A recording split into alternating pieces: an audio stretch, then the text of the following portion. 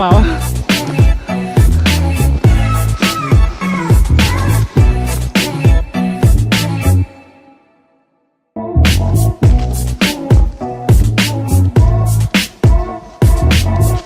700 เมตร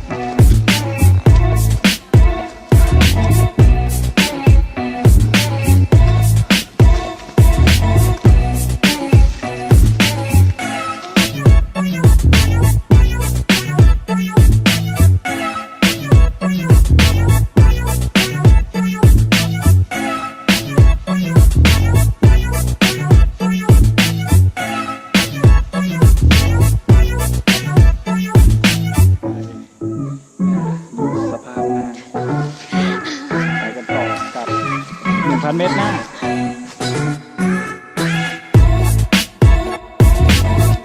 หรอมันมีแล้วนี่นะครับขึ้นมาแล้ว1 คน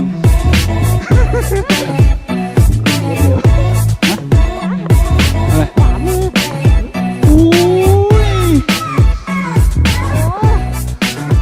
ขึ้นมาไกลขนาดนี้เลยวะเนี่ยต้องแต่นู้นอยู่วะเราขึ้นมาหรือวะอยู่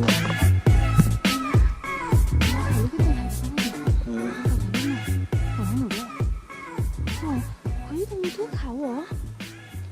นั่นน่ะ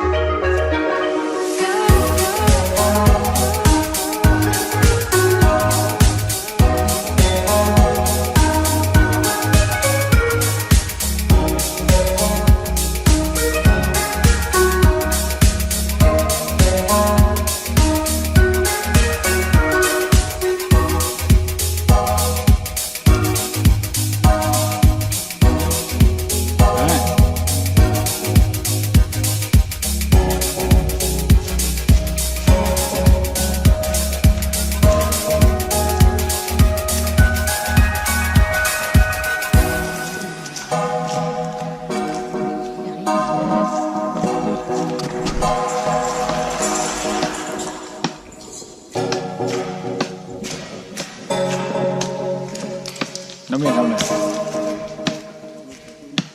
อ๋อเอาไปทำฟืนนะอันนี้รีวิวครับกับพี่สัน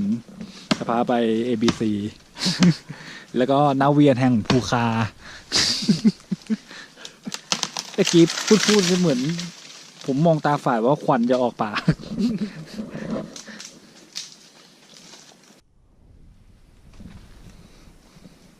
ตอนนี้ยามค่ำคืนทั้งแสน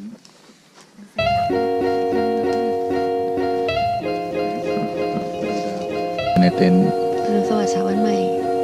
ดูเสียงสิ ตอนนี้อยู่ในเต็นท์นะฮะก็จะไปดูพระอาทิตย์ตกนะครับพระอาทิตย์ขึ้นนะครับดอยภูคานะฮะอยู่ที่ระดับตอนนี้อยู่1,600ตื่นเช้าจะไปอยู่ที่1,700แล้วเราก็จะลงกันนะครับผมตอนนี้ข้างนอกอาจจะมองไม่เห็นนะมืดหนาวมากม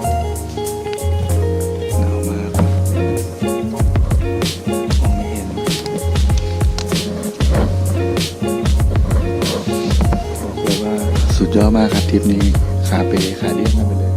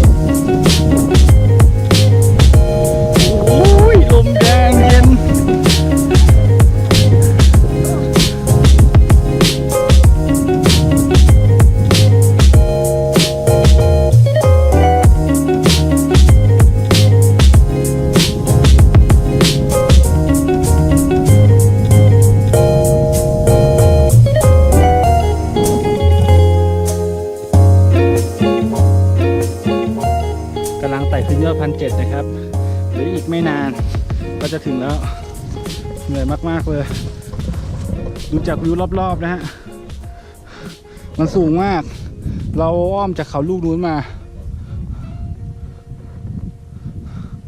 มันสูงมากแล้วทางก็ชันมากๆเลย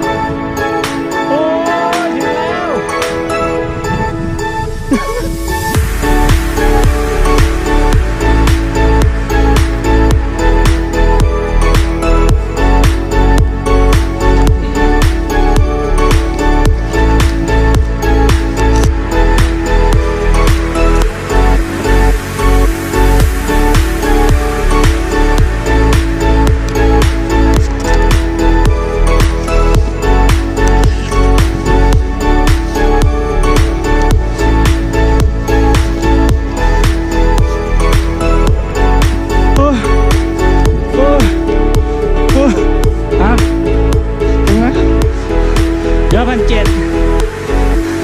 ดอยภูคา